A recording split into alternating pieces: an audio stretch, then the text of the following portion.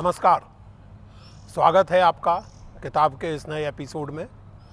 और आज हम लोग यहाँ दिल्ली के श्यामा प्रसाद मुखर्जी कॉलेज में मौजूद हैं और आज हम बात करने जा रहे हैं महाश्वेता देवी के उपन्यास जंगल के दावेदार पर। भारतीय ज्ञानपीठ पुरस्कार और अन्य अनेक पुरस्कारों से सम्मानित महाश्वेता देवी भारत की सर्वाधिक सम्मानित और लोकप्रिय लेखकों में से, बौद्धिक शख्सियतों में से एक हैं। उनके आरंभिक उपन्यास झांसी की रानी से ही उनके उपन्यासों और उनके लेखन के केंद्र में स्वाधीनता और मुक्ति और न्याय के विषय रहे हैं और धीरे धीरे उनके लेखन के केंद्र में आदिवासियों के संघर्ष, आदिवासियों का जीवन आता चला गया है। यह उपन्यास जो जाहिरे के मूलतः बांग्ला में लिखा गया अरण्येर अधिकार के नाम से और जिसे 1979 में साहित्य अकादमी का पुरस्कार मिला, ये 19वीं सदी के झारखंड के मुंडा आदिवासियों के विद्रोह, उनके स्वाधीनता संग्राम उल गुलान पर आधारित उपन्यास है। यह उल गुलान बिरसा मुंडा के नेतृत्व में हुआ था और जिसके प्रतिकार के तौर पर ब्रिटिश सरकार ने बिरसा मुंडा और उनके साथियों को गिरफ्तार किया और अंततः रांची जेल में 9 जून 1909 को बिरसा मुंडा का निधन हो गया।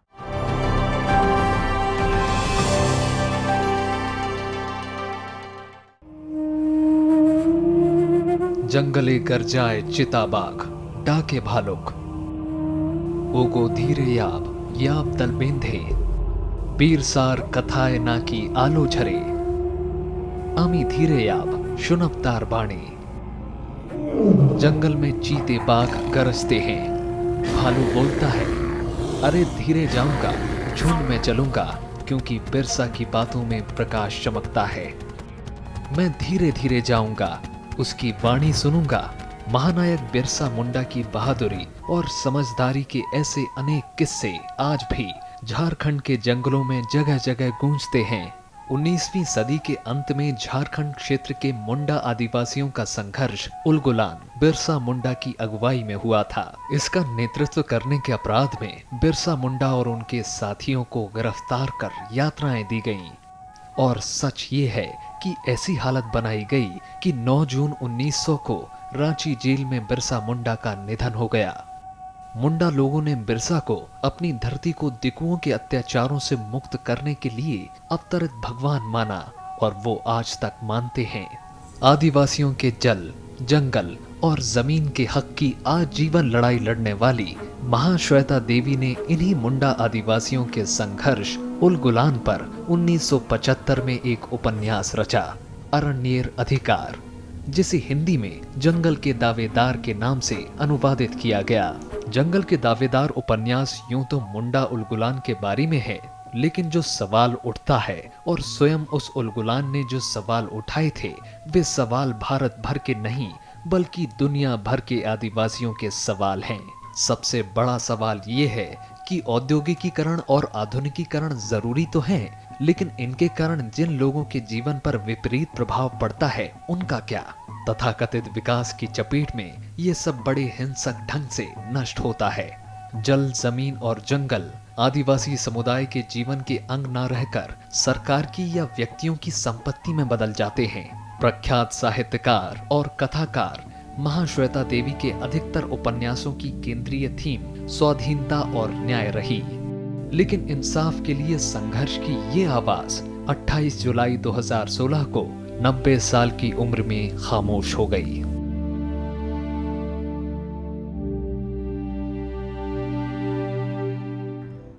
आज हमारे बीच इस उपन्यास पर बात करने के लिए हिंदी की प्रसिद्ध लेखिका और आदिवासियों तथा स्त्रियों के लिए लगातार संघर्ष करने वाली रमणिका गुप्ता हमारे बीच मौजूद हैं।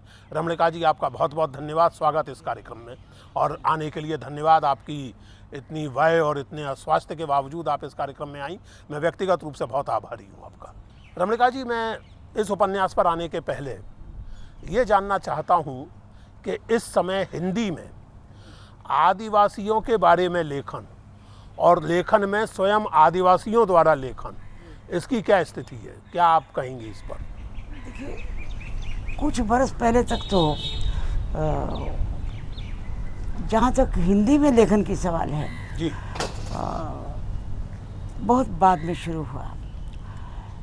महाश्वेता देवी ने शुरू किया बांग्ला में, उसके अनुवाद के रूप में हमारे पास हिंदी में आई। सत्य ये है, जैसे उड़ीसा में भी लिखा, लेकिन हिंदी में अपने में कुर्तल हैदर ने लिखा, कुछ आए राजेंद्र अवस्थी ने भी लिखा, लेकिन वो केंद्र में जो आदिवासी जिसे कहते हैं, केंद्र बना के उनकी समस्याओं को लेकर वो बातें उतनी नहीं आई।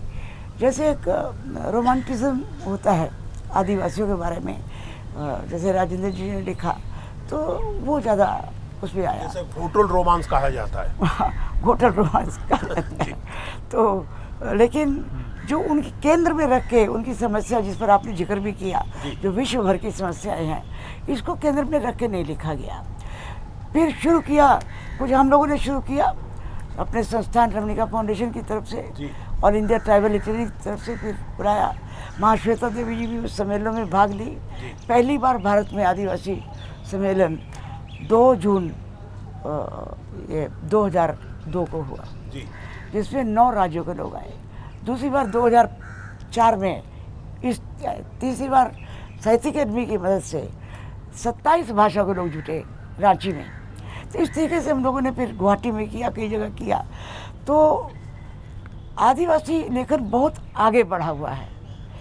दुर्भाग्यवश वो हिंदी में अनुवादित नहीं। लेकिन देखिए, एक समस्या जो है, जो आदिवासी जीवन का अध्ययन करने वाला कोई भी व्यक्ति जानता है, अधिकांश आदिवासियों की भाषाओं की लिपियां नहीं हैं। नहीं। और जब लिपि नहीं है तो उस तरह से उनका जो साहित्य है वो मौखिक परंपरा में ही आता है।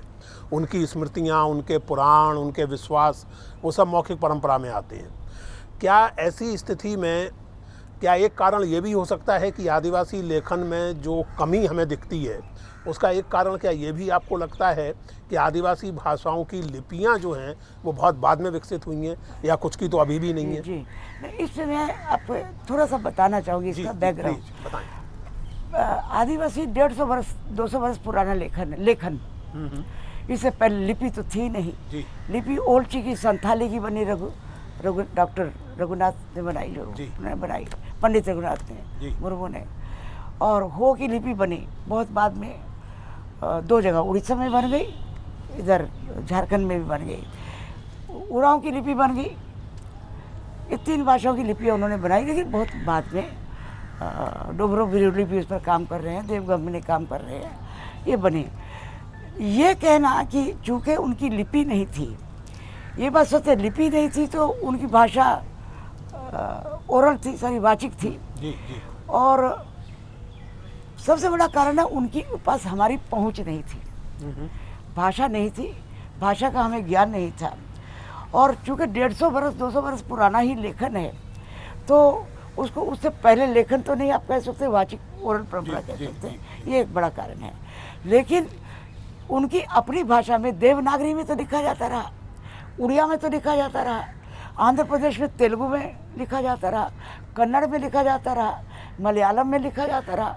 वहाँ पर भाषाएं ख़त्म हो गई, लिपियाँ भी नहीं बनी, लेकिन वो अपनी रीजनल भाषा में, बांग्ला में लिखा जाता रहा। सांथाली लोग बांग्ला लिपि के माध्यम से लिखते रहे। झारखंड का सारा लेखन देवनागरी के माध्यम से हुआ। तो उनकी अपनी भाषा में भी और हिंदी में भी लेखन तो चलता रहा। अब ख्वाल कुंगी महाश्वेता देवी से पुरानी लेखिका है, मिजोरम की, सेकेंड वर्ड वार, ख्वाल कुंगी जी। उन्होंने, उनका उपन्यास अभी मैंने हिंदी में अनुवाद करके हम लोगों ने छापा है, लेकिन वो बहुत पहले से लिखती हैं। कब लिखा उन्होंने ये उपन्यास? ये उपन्यास तो मेरे ख्याल में 20 वर्ष पुराना है, जिसको ट्रांसलेट अब हुआ है। लेकिन इससे पहले और भी बहुत चीज़ें लिखी है, कविता लिखी, और वो सारे मिजो को केंद्रित करके है। अच्छा। तो नेचुरली आदिवासी है, वो भी आदिवासी हैं जी, बिल्कुल। और उधर एलन ख्यांगटे लिखते हैं मिजोरम में।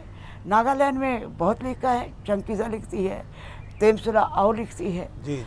वो अपनी भाषा में लिखते हैं या अंग्रेजी लिखते हैं, रोमन भाषा में। मैं आपकी अब एक दूसरा सवाल आपके सामने रखना चाहता हूँ। इस तरह के समस्या परक लेखन के बारे में, सामाजिक समस्याओं पर लिखे गए लेखन के बारे में, कई बार बहुत से लोगों को ये लगता है कि उसमें मार्मिकता की कमी होती है। जैसे प्रेमचंद के लेखन के बारे में एक बार कहा गया था कि उसमें व्यापकता तो है, गहराई नहीं है। प्रेमचंद के बारे में एक बड़ा प्रसिद्ध वाक्य है ये कि उनके लेखन में व्यापकता तो है लेकिन गहराई नहीं है।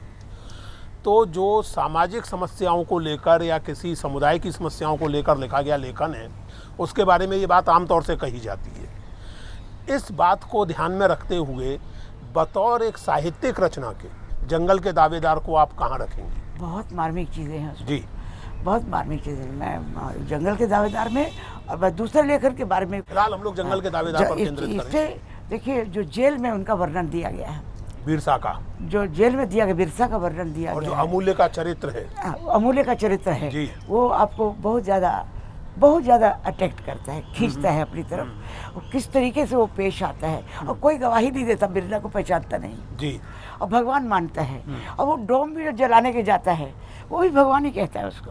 यानी वो बहुत ज़्यादा, फिर वो जब वो कहता है मैं फसल मत काटो फसल बो तो खा जाओ, लगान मत दो, ये सारी चीज़ें स्लोगन जब बिरला देते हैं, और वहाँ पर जो जोश पैदा होता है लोगों में, डर की परिभाषा है।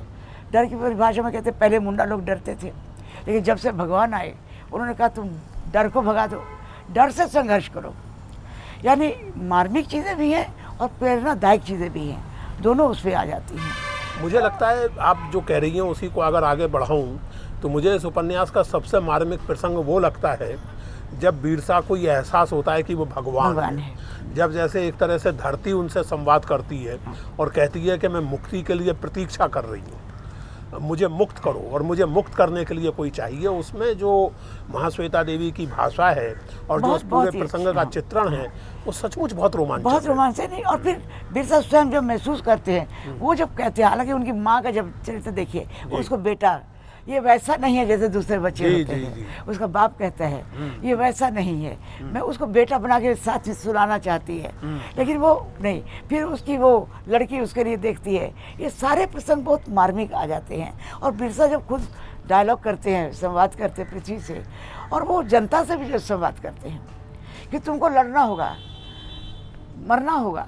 हाँ, इससे एक बात और भी निकलती है जो बिरसा नहीं बल्कि किसी भी ऐसे नायक के बारे में सच हो सकती है कि अगर आपको अपने लोगों का नेतृत्व करना है, नायक बनना है, तो इंसान होने की जो बहुत सारी चीज़ें हैं उनसे आपको छोड़ना पड़ेगा। यानी माँ के लिए आप बेटा नहीं रह जाते, पिता के लिए बेटा नहीं रह जाते, सारे रिश्ते भूलने होंगे, सारे रिश्तों से ऊपर एक अलग रिश्ता आपको बनाना पड़ता है।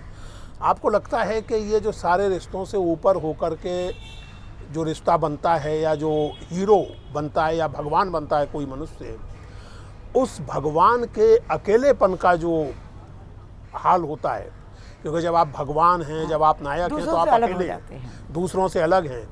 आपको लगता है कि उस अकेलेपन का चित्रण महाश्वेता देवी मार्मिकता से कर पाएंगे? आपको क्या लगता है? नहीं, चित्रण तो उन्होंने किया है, अकेलेपन का भी उनके चित्रण किया है। और वो जब सोचते हैं, कई जगह ऐसे प्रसंग आए हैं जी, लेकिन उनका जननेता, जो जननेता का रूप है, भगवान का रूप जननेता का रूप है। जननेता से भी थोड़ा ऊपर उठ जाते हैं, भगवान ऊपर उठ जाते हैं। वो विश्वास, जो विश्वास पैदा करती है महाश्वेता देवी जी, बिरसा में खुद भी और जनता में उनके प्रति, मैं उसको उस तरीके से लेती हूँ। नहीं, लेकिन ये तो महाश्वेता देवी नहीं करती है, नहीं, क्योंकि ये तो आदिवासी स्वयं करते हैं, ये तो मुंडा स्वयं करते हैं। उन्होंने भाषा दी है ना। हाँ, मैं उसी की बात कर रहा हूँ। भाषा दी है, उन्होंने भाषा दे के वो विश्वास पढ़ने वाले के मन में भी पैदा होता है।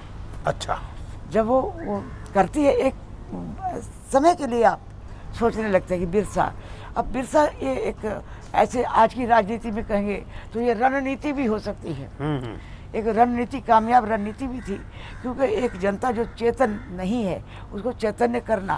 नहीं, मुझे लगता है साइंटिफिक तरीके देखिए रमणिका जी, मुझे लगता है कि वो रणनीति नहीं है, नहीं वो है, सच्चा विश्वास है। सच्चा विश्वास है, मैं भी यही कह रही हूँ। बिरसा के लिए भी सच्चा विश्वास है और उनके साथियों के लिए भी। तो ये रणनीति नहीं है, विश्वास है। और देखिए वो साइंटिफिक भी है, जैसे हैजा हो जाता है, हाँ बिल्कुल, तो वो कहते हैं कि पानी उबाल के पियो, वो फिर चेचक होती है, चेचक से लड़ो। नहीं, मैं इसको इस तरह सारी चीज़ों को साइंटिफिकली डिस्क्राइब करते हैं। उन्होंने जो चीज़ें सीखी, चाहे वो ईसाई मिशन से, चाहे वो सनातन धर्म के मिशन से, उन सबको उन्होंने अपने जीवन में, अपने साथियों के जीवन में उससे कुछ बेहतर करने की कोशिश की। मिशन देखिए वो बार बार कहते भी तो उसमें आता है कि लोग जब आंदोलन होता है तो बिरसा के साथ आ जाते हैं, मिशन से बाहर आ जाते हैं, फिर बैठ जाते, फिर जी। मिशन में चले जाते हैं, फिर आ जाते हैं, विकल्प नहीं रहता है तो। लेकिन उस बहुत अच्छी तरह डिस्क्राइब कर पाई है महाश्वेता देवी उसको, जो एक्चुअल स्थिति है। फिर बाद में आखिर में जो लड़ाई होती है वो दूसरे प्रदेश में जाके, दूसरी जगह जाके लड़ते हैं। अंतिम जो लड़ाई होती है वो भी बहुत मार्मिक ढंग से, जी। बहुत मार्मिक ढंग से वो दिखाई असल में वो जो सारा संघर्ष है और उस संघर्ष की जो समस्याएं हैं या उपलब्धियां हैं, मुझे लगता है कि ये उपन्यास उनके बहुत विस्तृत चित्र नहीं देता, लेकिन इतने मार्मिक संकेत करता है, हाँ, इतने मार्मिक संकेत करता है कि सचमुच आप पढ़ते हुए नहीं, स्वयं उनके उस गीत स्थिति लिखे को ना, वो जो बैठाईगिरी की उस पर और गीत है, गीतों का जो उपयोग किया गया है। जी। बैठाईगिरी का। रमणिका जी, आपने गीतों से आदिवासी जीवन का काफ़ी अध्ययन किया है और आदिवासी संघर्षों का। ये जो मुंडा उल गुलान था, जी हाँ, इसके पहले पीछे भी विभिन्न आदिवासियों के संघर्ष हुए होंगे। हाँ, ये अकेला और आखिरी तो था नहीं। देखिए तो इनके बारे में कुछ बताइए हमें। 1767 में रमना अलारी सबसे पहला युद्ध उसी ने किया भारत के इतिहास में, रमना अलारी ने किया। उसके बाद तिलका माझी जी, वो भी 1700 उस सदी में ही आए। और फिर सिद्धू कानू का फूल वो 1854 में आया, और 1857 की लड़ाई के बाद ये इनका 95 में आया, उलगुलान आया। उलगुलान आया। तो जो 67 में लड़ाई गई वो भी था, जो सिस्टम चालू किया था भारत सरकार ने, ब्रिटिश सरकार ने जो चालू किया था, रेवेन्यू सिस्टम अपना बदल दिया था, रैयत दर रहित बना दिया था, जमींदारी सिस्टम कायम कर दिया था, लगान लगा दिया था, इसके खिलाफ वो युद्ध था। और उलगुलान में जो शोषण करते थे बनिए लोग जाके, या जमींदार लोग जाके, या बाहर के लोग जाके, दिक्कू लोग जिसे कहते हैं, उनका शोषण करते थे और सूद पर धंधा करते थे, और दारोगा पुलिस मदद करता था। तिलका माझी का भी और आपका सिद्धू कानू का, ये दोनों उसके खिलाफ शोषण, क्लास वार उसमें आ जाती है। यानी उसमें आदिवासी लड़े, 10,000 आदिवासी मारा गया हुल में, जो 1854 में हुआ। और तिलका माझी ने तो क्लीवलैंड को तीर से मार दिया था, आपने सुना होगा, तीर से मार दिया था, बलात्कार कर रहा था एक लड़की से, और उसको जीप से बांध के भागलपुर ले जाया गया, तब भी नहीं मरा, इतना जीवट का आदमी था, तब फांसी दी गई। तो इतनी वीरता की कहानी है। उसको कई लोग डिनाई करते हैं, यानी जानबूझ के, लेकिन ये सारी उनके का मतलब कुछ लोगों ने डिनाई किया कि तिलका पैदा ही नहीं हुआ। अच्छा, ये गलत बात है। वो केवल लेजेंडरी कैरेक्टर कहते हैं, पर लेजेंडरी नहीं है, उसके गीत हैं, उनकी सारी चीज़ें मिलती हैं। और ये पहाड़िया युद्ध की बातें आती हैं, पहाड़िया लोग भी लड़े। पहाड़िया लोगों ने जब युद्ध किया तो अंग्रेजों ने 10 बरस तक पहाड़ियों को स्वायत्त शासन दे दिया। संथाल उड़ते भी पहले हुआ, स्वायत्त शासन दे दिया कि अपनी मिलिट्री रखो, अपने सरदार सिस्टम रखो, अपना कोर्ट रखो। 10 साल तक अंग्रेज लोग उनको टच नहीं कर पाए, ताकि फिर उन्होंने लड़ाई कराई संथाली और पहाड़ी। अंग्रेजी राज खत्म होने के बाद, स्वाधीनता आ जाने के बाद, सन 47 के बाद, आपको क्या लगता है कि आदिवासियों की स्थिति में केवल ऊपरी परिवर्तन आया है या कुछ गहरा परिवर्तन आया है? देखिए, परिवर्तन तो आया है। मैं एक बात, एक लाइन कहना चाहूँगी इतिहास के बारे में। जी जरूर। पूर्वोत्तर में भी हुआ, रानी गुडलियानी, हाँ बिल्कुल, रानी रूपम्मा, फिर आप ये आपको मेघालय के 2 लीडर थे, तिरोत सिंह था, एक और नेता था जिसको फांसी की सजा हुई थी। यानी ये भी 17वीं शताब्दी में शुरू हुए थे, और 18वीं शताब्दी में तिरोत सिंह आया। यानी ये बिरसा से पहले ही आंदोलन जी हो चुके और आपके इधर तात्या भील मध्य प्रदेश में, फिर महाराष्ट्र में बहुत लड़ाइयाँ लड़ी। वहाँ पर तो ये जो उनका एक इलाका है, 40 बरस तक अंग्रेजों को टच नहीं करने दिया था। ये आपके मध्य प्रदेश का एक इलाका है, 40 बरस तक अंग्रेज फाइट करते रहे। छत्तीसगढ़ की लड़ाई में लगभग 1 लाख लोग मारे गए, लेकिन उन लोगों ने मुकाबला किया अंग्रेजों का। ये इतिहास में नहीं, ये कह सकते हैं हमने ईमानदारी नहीं बरती, ये आपको अंग्रेजों के दारी से मिलता है। अभी एक झाजी की किताब कोल विद्रोह मेरे पास आई है, तो वो इंग्लैंड में बैठ के वो रिसर्च करके आए, अंग्रेजों ने जो डायरियाँ लिखी उसमें सारा इतिहास है। नहीं, इतिहास में असल में मुझे लगता है कि ध्यान कम दिया गया है, लेकिन फिर भी अब जैसे स्वयं इस उपन्यास में महाश्वेता देवी ने दिया है। कुंवर सुरेश सिंह की किताब का बड़े बिल्कुल सम्मान के है, साथ उन्होंने उल्लेख दिया, किया है। उन्होंने दिया है। हाँ। बहुत लेट स्टेज हाँ, में था, हाँ। बहुत लेट स्टेज में। जो जी। बाकी हमारे इतिहासकार हैं वो पिछड़ गए। इन्होंने तो कथा साहित्य के माध्यम से नहीं, इन्होंने कुंवर सुरेश सिंह की पुस्तक का पुस्तक का उल्लेख भी किया है कि उससे मुझे काफी कुछ जानकारी मिली इसमें भी जिक्र है। हाँ, इसी में मैं इसमें कह भी रहा जिक्र हूँ। है। उन्होंने लिया भी, और कुंवर सुरेश ने बहुत काम भी किया। जी बिल्कुल, इसीलिए मैंने यूनिवर्सिटी कहा। में 9 भाषाओं को जो समावेश हुआ रांची यूनिवर्सिटी में, कुंवर सुरेश सिंह और रामदयाल मुंडा की मेहरबानी से अच्छा अच्छा। वहाँ 9 भाषा में पढ़ाया जाता है, जिसमें 5 आदिवासी भाषाएं हैं। हाँ, तो मैं अपने उस सवाल पर वापस हाँ, लौटूं क्या था कि स्वाधीनता के बाद जी। आदिवासियों की स्थिति में कोई महत्वपूर्ण परिवर्तन आया, आपको दिखता है या नहीं दिखता है? परिवर्तन 2 मायने में आया। एक तो कॉन्शियसनेस बढ़ी, वो चाहे चर्च के माध्यम से बढ़ी, पढ़ाई शिक्षा दी उन्होंने, ये मानना पड़ेगा, और चाहे आंदोलनों के माध्यम से जो आंदोलन हुए, अपनी भाषा के प्रति सजगता बढ़ी जी। कि हमें मातृभाषा में पढ़ाना चाहिए। ये बड़ा आंदोलन है। मातृभाषा बचेगी तो संस्कृति बचेगी, संस्कृति बचेगी तो जीवन शैली बचेगी, तब आदिवासी बचेगा। सारी चीज़ें उसमें आ जाती है, उनकी भाषा बच जाए सारी चीज़ बच जाती है उससे। दूसरा, विकृति आई शहरों के, उससे दूसरे धर्मों के साथ जो उनका मेल जोल हुआ, उससे विकृतियाँ भी आई हैं। जैसे संतालियों में विधवा विवाह होते हैं, और रांची के इर्द गिर्द कुछ इलाके में विधवा विवाह तो संताली में होता है।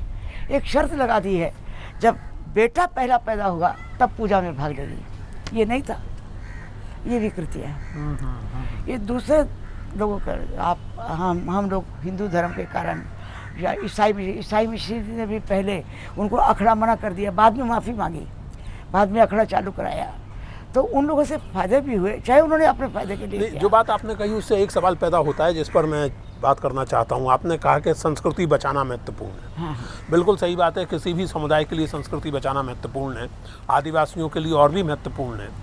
लेकिन इस प्रसंग में कुछ लोगों का तर्क ये है कि क्या आप ये चाहते हैं कि आदिवासी इतिहास में एक जगह ठहर जाएं, वो अपने उसी तौर तरीके से रहते रहें और इस तरह आपके एक म्यूजियम पीस में तब्दील हो जाएं, जी नहीं। जो कि आप उनको 26 जनवरी की परेड में नाचने गाने के लिए बुला लाएं? जी नहीं, जी नहीं, मैं ये नहीं कह रहा हूँ कि आप ऐसा चाहती हैं, लेकिन ये एक तर्क दिया जाता है, और इस तर्क को देने वालों का कहना ये है कि आदिवासियों को सामाजिक और आर्थिक प्रक्रिया में इंक्लूड किया जाना चाहिए।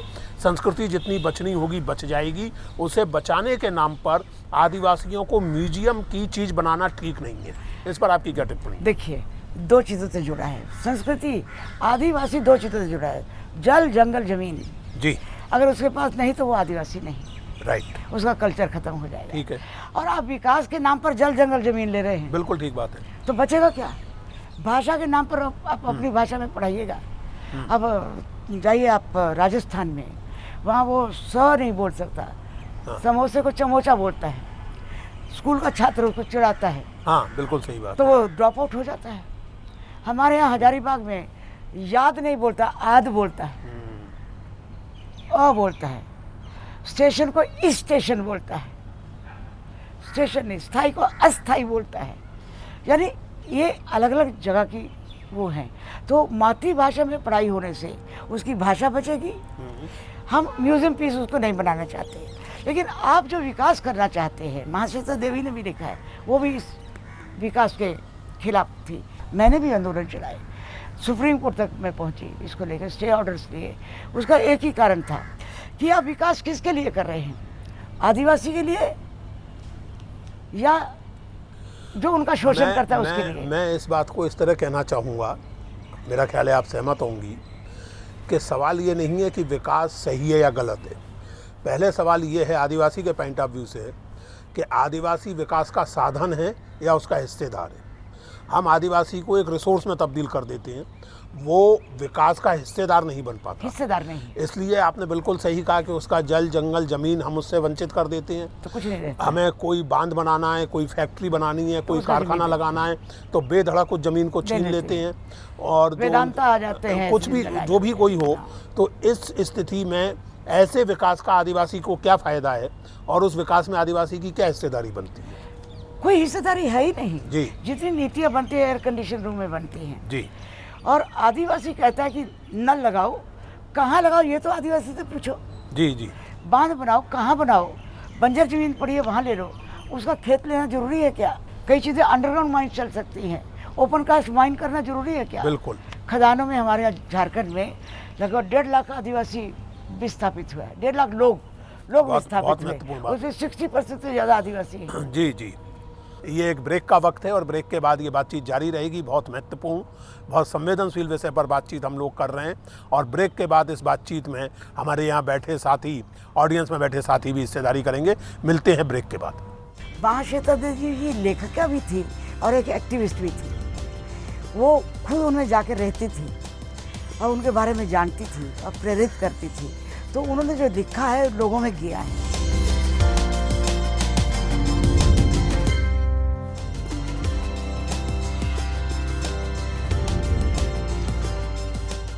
नमस्कार, स्वागत है आपका ब्रेक के बाद इस चर्चा में। और जैसा मैंने आपसे कहा कि इस हिस्से में हम यहाँ बैठे अपने जो श्रोता हैं, विद्वान लोग हैं, उनसे बातचीत करेंगे।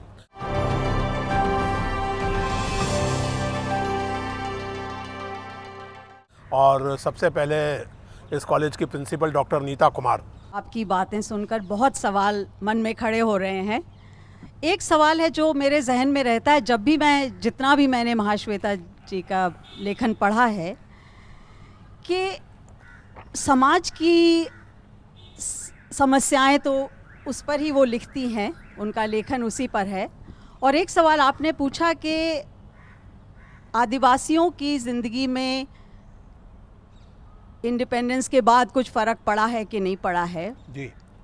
मैं इन दोनों को जोड़कर ये पूछना चाहती हूँ कि महाश्वेता देवी जी के लेखन का आदिवासियों के आंदोलन पर क्या असर पड़ा है? जी। उनका स्थान, उनके लेखन का स्थान आदिवासियों के ज़िंदगी में, उनकी मानसिकता में, उनकी जीवन में क्या उसका असर पड़ा है? बहुत बहुत दिलचस्प, बहुत महत्वपूर्ण सवाल है। धन्यवाद। बहुत अच्छा जी। देखिए, महाश्वेता देवी जी लेखिका भी थी और एक एक्टिविस्ट भी थी। वो खुद उनमें जाकर रहती थी और उनके बारे में जानती थी और प्रेरित करती थी। तो उन्होंने जो लिखा है लोगों में गया है।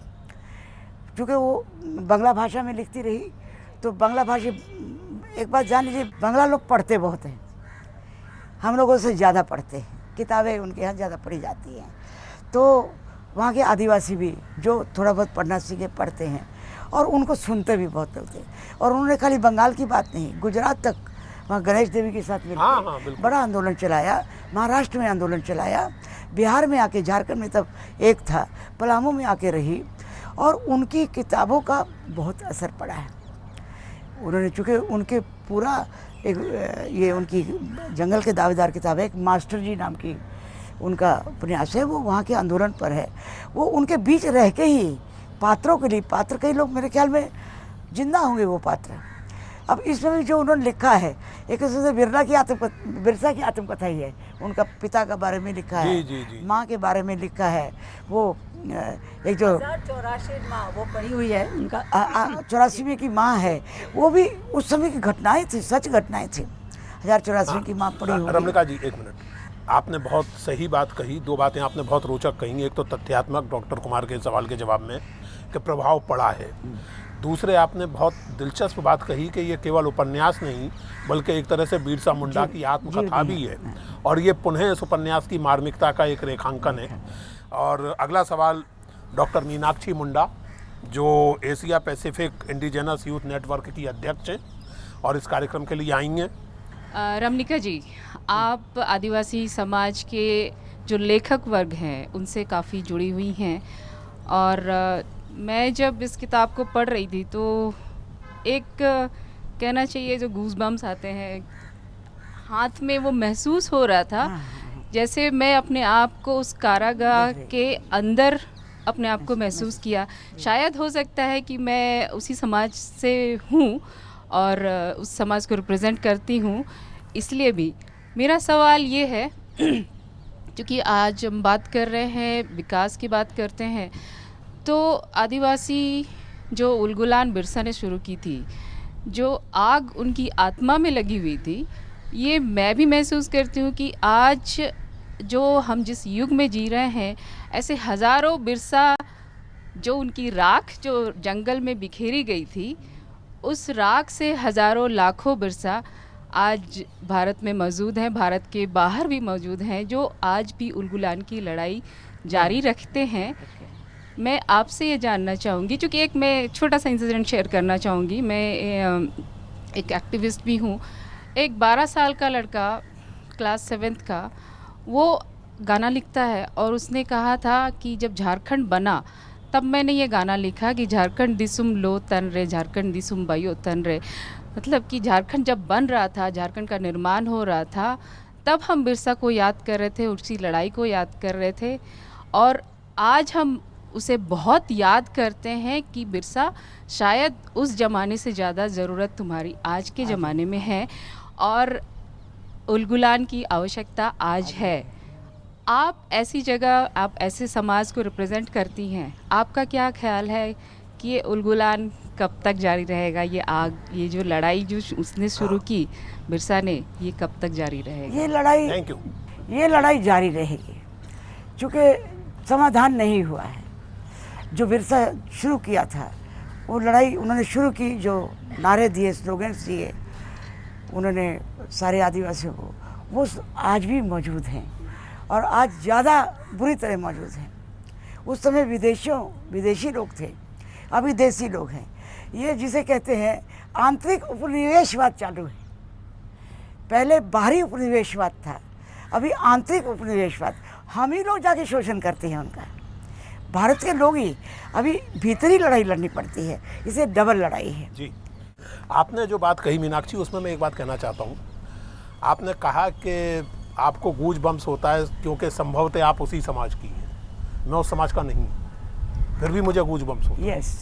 और ये केवल बिरसा मुंडा के बारे में नहीं सच है। मैं स्त्री नहीं हूँ, लेकिन मैं दलित भी नहीं हूँ, लेकिन स्त्रियों की या दलितों की या श्वेतों की, आदिवासियों की व्यथा के बारे में अगर कोई मार्मिक रचना लिखी जाती है तो वो मुझे भी हिलाती है। हमें भी यही साहित्य की ताकत है।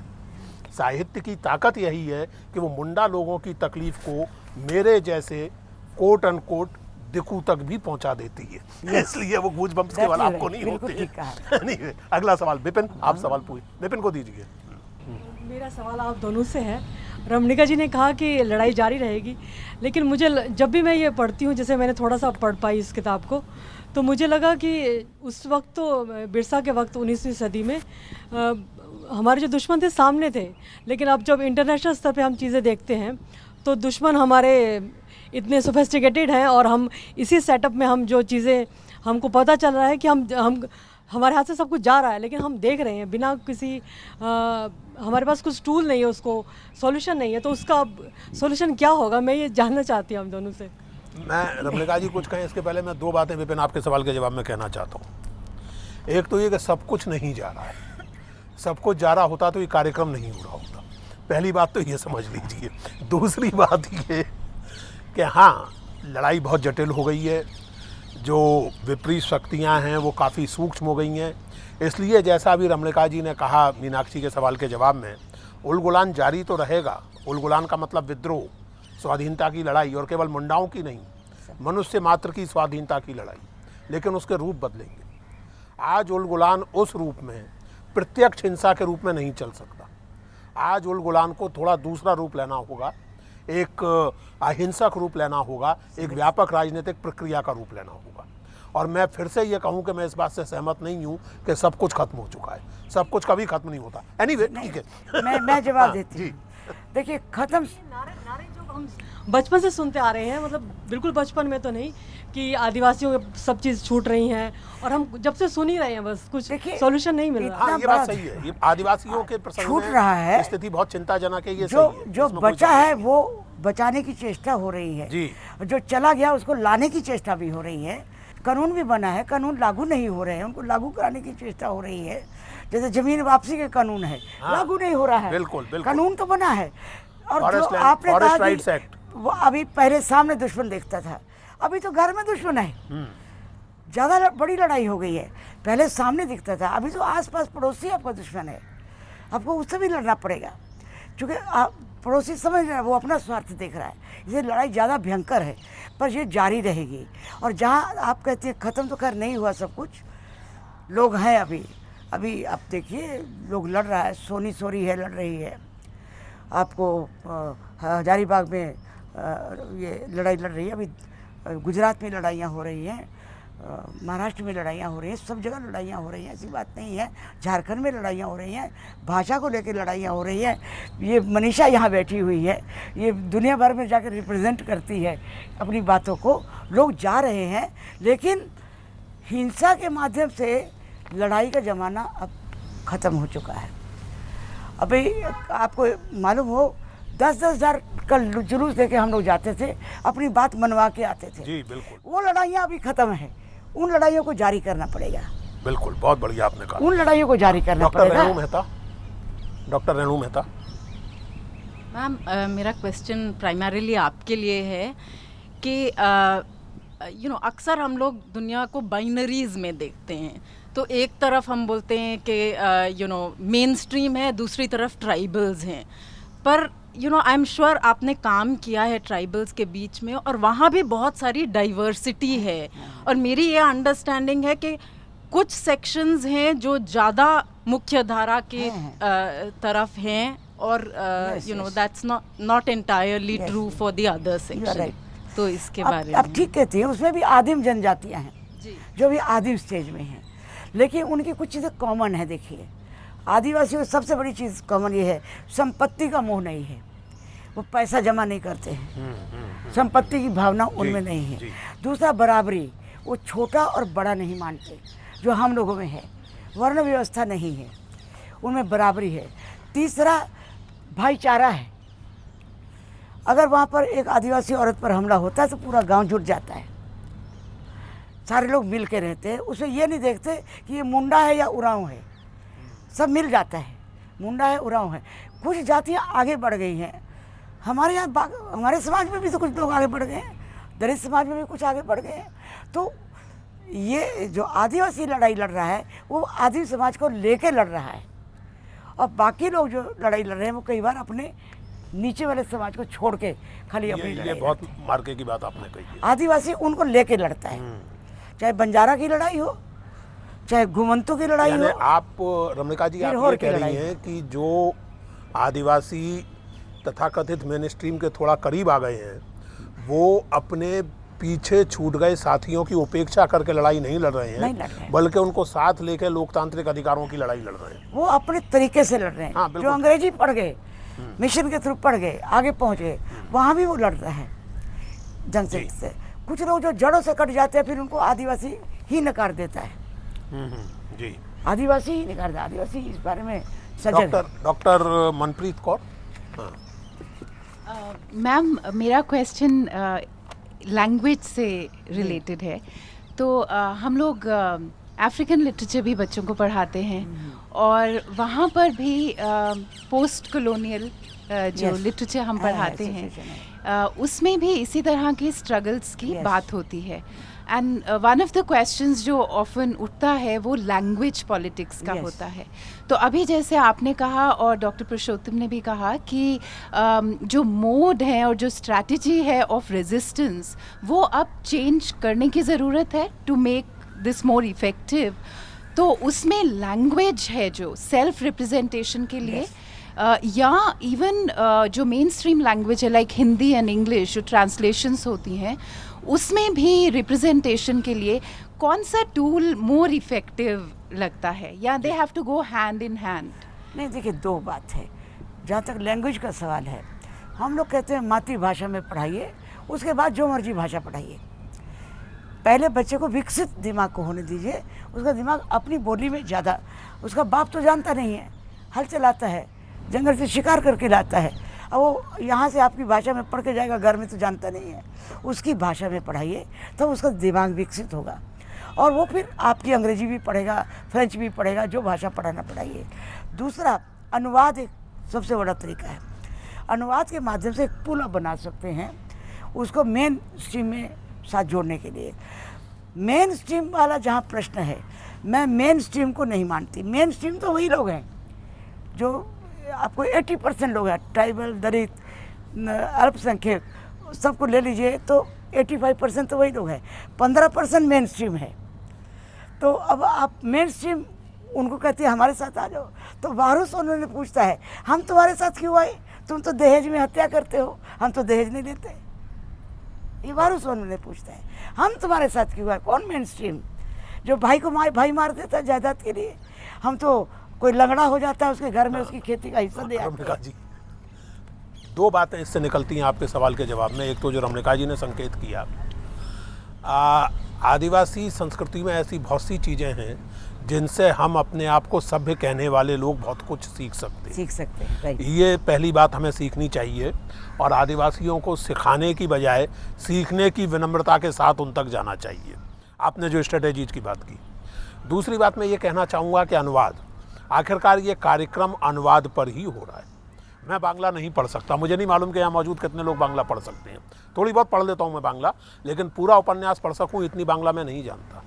मैंने महाश्वेता देवी से लेकर रविंद्रनाथ ठाकुर तक को अनुवाद के ही जरिए पढ़ा है। खैर, बहुत अच्छा सवाल था आपका, धन्यवाद। अब यहाँ जो हमारे नौजवान, हाँ आप पूछिए।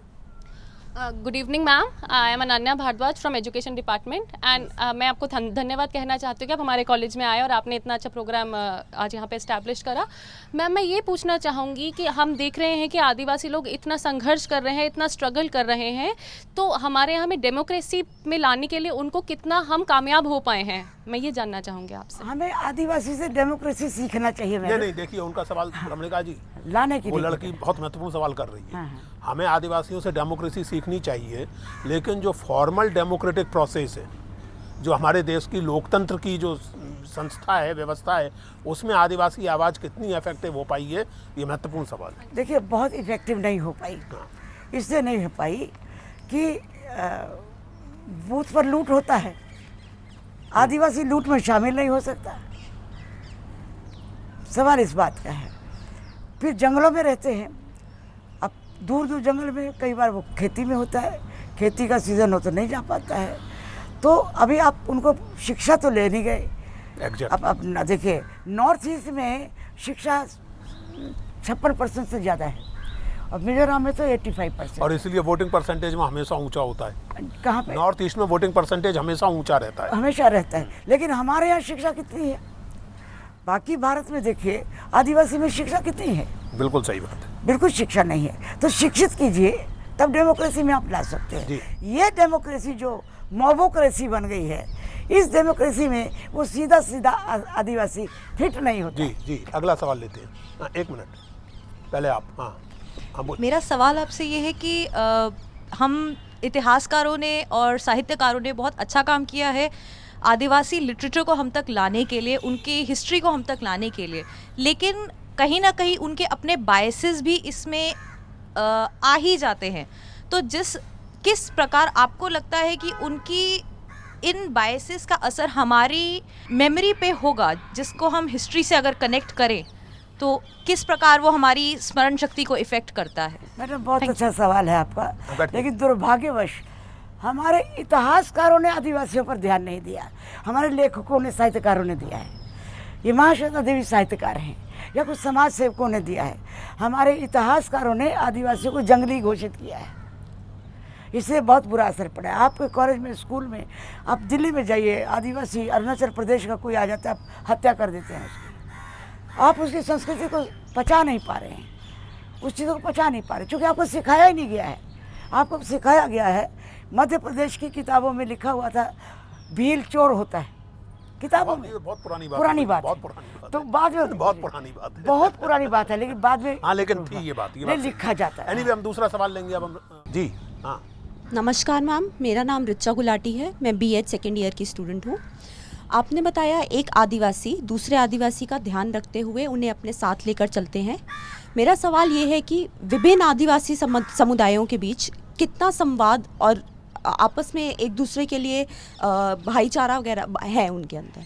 देखिए, वो जो साथ रहते हैं उनका भाईचारा बरकरार रहता है। एक गांव में अगर 2 कम्युनिटी के लोग रहते हैं तो रहते हैं, वो इंटर शादी भी होती है, मतलब मुंडा की शादी उरां से भी हो सकती है। आजकल लोग करता है, ऐसा बात नहीं है। नहीं मना है, लेकिन होती है, होने पर सज़ा नहीं मिलती है, आई नो।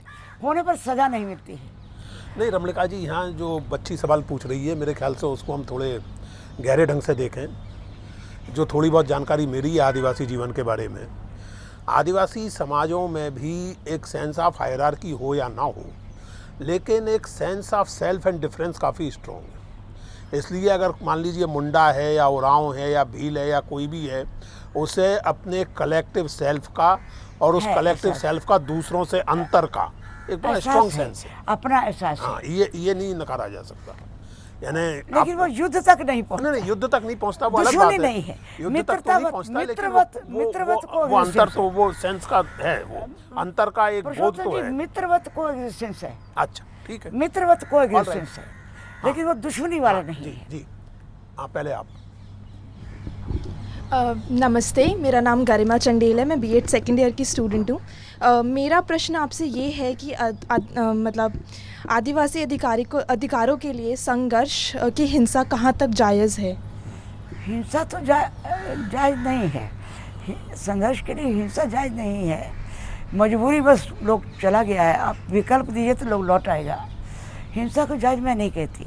अहिंसक आंदोलन हो और भारी संख्या में संगठित रूप से हो। असल में प्रॉब्लम ये है, लोग मानते नहीं हैं, हिंसा को मान लेते हैं। रमणिका जी, आपकी बात को आगे बढ़ाएं, अगर आपकी बात को, ये भी मैं आपसे कहना चाहूँगा। आपका नाम क्या है?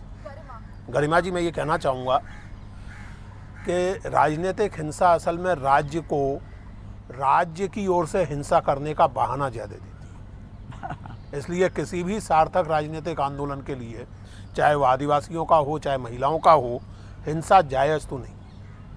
अगर आंदोलन दूरगामी होना है, सचमुच परिवर्तनकामी होना है, तो हिंसा से उसका दूर रहना बेहद जरूरी है। हाँ, आपका सवाल। मैं मेघना हूँ, पॉलिटिकल साइंस ऑनर्स से। और मैम, मेरा सवाल ये है कि ये जो उद्योगीकरण की प्रथा चल रही है और जिसकी वजह से आदिवासियों का और भी कम्युनिटीज़ का जो शोषण हो रहा है, उसमें जो हम लोग हैं, जो विद्यार्थी वर्ग है और जो महिला वर्ग है, जो अभी मेन स्ट्रीम में यंग जनरेशन है, वो कैसे योगदान देके उनका शोषण रोक सकती है? बिल्कुल रोक सकते हैं। आप उनको विचार दे सकते हैं, उन पर लिख सकते हैं, एक्टिविस्ट बन के उनका काम कर सकते हैं, कंधे से कंधा मिला के चल सकते हैं आंदोलन में। मैं तो आदिवासी नहीं हूँ, लेकिन मैं उनके साथ काम करती रही हूँ, करती हूँ। आप भी कर सकती हैं, मोस्ट स्वागत है। मैं एक सवाल पूछना चाहता हूँ यहाँ बैठी सभी छात्राओं से। इस कार्यक्रम के पहले महाश्वेता देवी की कोई रचना आप में से किसी ने पढ़ी थी क्या? यही जंगल के दावेदार, इसके अलावा कोई और? 84 या महाश्वेता देवी को छोड़ दीजिए, गोपीनाथ महांती या फॉर दैट मैटर इवन जो हमारे सर्वव्यापी लेखक हैं अर्थात प्रेमचंद, ये कुर्तुल हैदर की बड़ी है। नहीं, कुर्तुल हैदर तो बहुत दूर की बात है लेकिन कोई रचना इन लेखकों में से आपने किसी की पढ़ी थी क्या? तो जो आपका सवाल है उसका जवाब बेटा मेरा ये है कि सबसे पहले तो अच्छा साहित्य पढ़ना शुरू कर दो। कोई भी, समकालीन से लेकर के क्लासिकल तक अच्छा साहित्य पढ़ना शुरू कर दो, तो जो सवाल तुम पूछ रही हो उसका जवाब तुम्हें अपनी अंतरात्मा से खुद मिल जाएगा कि कैसे इन संघर्षों में हिस्सा लिया जाए और किस हद तक तुम हिस्सा ले सकते हो। अच्छा साहित्य पढ़ने की आदत डालो। हाँ, आपका सवाल। मेरा नाम निकिता है, मैं पॉलिटिकल साइंस से हूँ। मैं मतलब कुछ सवाल तो नहीं है, लेकिन मैं एक बात कहना चाहूँगी कि जैसे मैं उत्तराखंड से बिलोंग करती हूँ, एक पहाड़ी एरिया है, कई तरह से वो भी एक आदिवासी क्षेत्र में ही आता है। वहाँ के आज लोग वहाँ जाते हैं कि खूबसूरत है, या कुछ वहाँ पे बाढ़ होता है या किसी भी तरह के हालात बनते हैं तो लोग कहते हैं कि बहुत बुरा हुआ, लेकिन उसके बारे में सोचने का, और वहाँ जिस तरह से एक अंधाधुंध औद्योगिक चीज़ चल रहा है, वो एक पहाड़ी एरिया है और वहाँ पे अगर आप बम वो मतलब विस्फोट करके सड़क बनाते हैं, किसी तरह के वहाँ पे डैम बनाए जा रहे हैं, तो उस पे मतलब वहाँ के लिए वो खतरा वही चीज़ें पैदा कर रही हैं। ये बहुत अच्छी बात आपने कही और मेरे ख्याल से ये कार्यक्रम को समाप्त करने का भी अच्छा मौका है। हमारे साथी हमें बार बार कह भी रहे हैं, बैठ जाइए आप। जो बात अभी रमणिका जी ने कही थी खतरा है उससे कि आप विकास के नाम पर किसी जगह की भौगोलिक विशेषताएं, वहाँ रहने वाले लोगों के जीवन, उसकी उपेक्षा करके विकास करेंगे तो विकास के नाम पर विनाश ही होगा। उत्तराखंड जैसे नाजुक जगह पर, हिमालय बहुत युवा पहाड़ है, ज्योग्राफी की भाषा में, बहुत नौजवान पहाड़ है। वहाँ अगर आप एन गंगा के किनारे 8-8 मंजिल की बिल्डिंग्स बना देंगे तो वही होगा कि वो ताज के महल की तरह ढह जाएंगी, जो हुआ। आप अगर वहाँ 4 लेन हाईवे बनाने के चक्कर में पड़ेंगे और पहाड़ों को ब्लास्ट करेंगे तो वही होगा जो हुआ। बिल्कुल सही आपने कहा, और यही बात किसी ना किसी रूप में छत्तीसगढ़ के बारे में सच है, झारखंड के बारे में सच है, किसी भी इलाके के बारे में सच है। आदिवासी यही बात कहता है। हाँ, और आदिवासी यही बात कहता है, और आदिवासी यही बात इसलिए कहता है। आदिवासी विकास के विरुद्ध नहीं है, लेकिन आदिवासी का कहना ये है, और ये हम सबके सुनने की बात है, कि हम विकास की अपनी अवधारणा पर पुनर्विचार करें। रमणिका जी, आपका बहुत धन्यवाद, बहुत आभार। इस कार्यक्रम में आप आई, आपने अपना समय दिया। और मित्रों, ये कार्यक्रम महाश्वेता देवी के उपन्यास जंगल के दावेदार पर था। बहुत बहुत धन्यवाद आपका ये कार्यक्रम देखने के लिए, ये एपिसोड देखने के लिए। और मैं आपसे फिर से कहूँगा कि अगर इस किताब के बारे में, यानी जंगल के दावेदार के बारे में, या इस कार्यक्रम के बारे में आप हमें अपनी राय पहुंचाएं तो हमें बहुत अच्छा लगेगा। आप अपनी राय हमारे फेसबुक पेज facebook.com/राज्यसभा टीवी पर भेज सकते हैं, या हमारे ट्विटर हैंडल @राज्यसभा टीवी पर #किताब ऑन RSTV पर ट्वीट कर सकते हैं। जो टिप्पणियाँ या जो राय या जो सुझाव हमें बहुत अच्छे लगेंगे, उन्हें भेजने वाले लोगों को हम उपहार के रूप में पुस्तकें देंगे। एक बार फिर से धन्यवाद। देखते रहिए राज्यसभा टीवी। मुलाकात होगी अगले इतवार को फिर से किसी और किताब पर, किसी और विद्वान या लेखक या स्कॉलर या रिसर्चर के साथ बात करने के लिए। बहुत बहुत धन्यवाद।